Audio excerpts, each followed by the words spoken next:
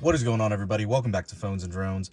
We talked about it the other day, and we finally actually pulled in 2022.36.2 rather than the initial 2022.36.1 update that we discussed in our prior video. It seems like they just had a couple more bug fixes to lay out and take care of.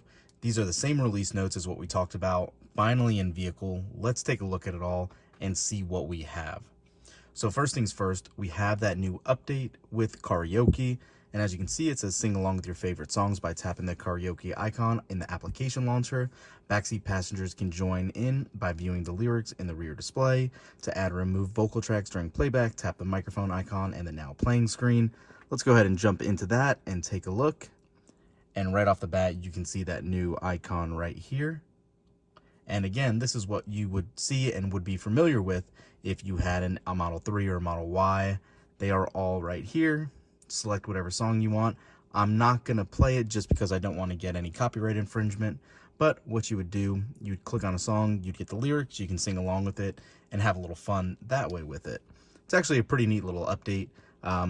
We have a little one, so she loves doing stuff like this, and now having the option to do it on a back display is actually even nicer for her.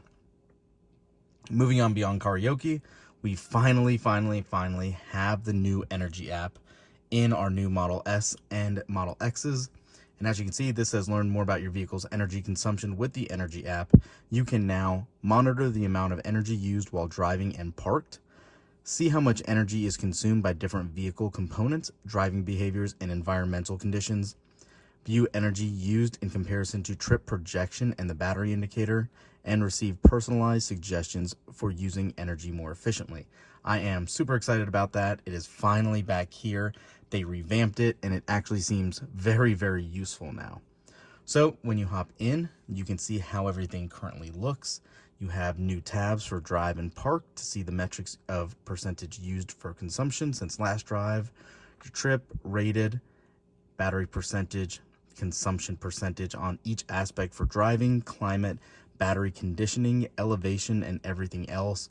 You can see just how much more thought out and useful this is going to be than what the past itineration was. If you go into park, you can actually see since last drive or since last charge as well. Obviously, we haven't left anywhere yet, so you're not going to have a lot of information here. But you can see in standby, just since we've been in the vehicle for the last 3 minutes or so, we've lost 0.3% of our battery. Pretty interesting, and again, just shows you how much of a deeper dive you're going to be able to get on this new graph. So beyond that, we now have cabin overheat protection where it's more customizable. So cabin overheat protection says choose the activation temperature for cabin overheat protection according to your preferences by tapping controls, safety, cabin overheat. So let's do that. Controls, safety, and then overheat. And when you turn that on, you can see which temperature you want to utilize for that. I keep it off.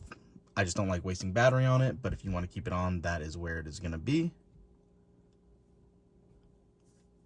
Moving on beyond that, we have some updates to the Tesla app. You now can see on your Tesla app, if you're running version 4.13, additional media player details and the ETA to a destination when a route is active from the Tesla mobile app. Pretty cool, little useful information. Now we have a new upgraded graph for supercharger additional details. As you can see, it says the redesigned supercharger map pop-up will now display historical site occupancy in addition to the associated charging fees when available. To view these details, tap on any supercharger pin that is the vicinity of your vehicle. So we do have one close by. Let's just go ahead and click on this one. And of course I missed it. Let's do that again. We should be able to select, let's do the 250 here. Now turn left to stay on Richmond Drive. Let's go down and actually click on it. And you can see exactly the details right there. Let me actually pull that up one more time for you guys to see.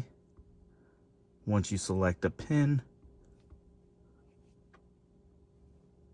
and there's that graph one more time for you guys. Pretty neat, actually. I think it's actually very useful to see peak busy chimes and all that.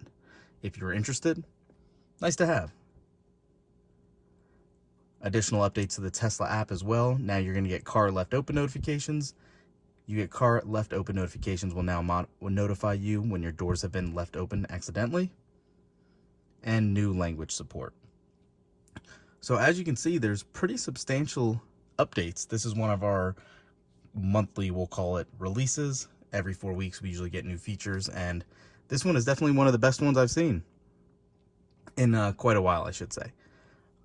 What do you guys think? Any feature you personally like best in here? Are you going to use that energy app? Let me know if you've gotten this update already or if it's coming for you guys. Are you excited about it? But that's it for this one, guys. Thanks for watching. Thumbs up this video, subscribe to the channel, and we'll catch you in the next one. Peace.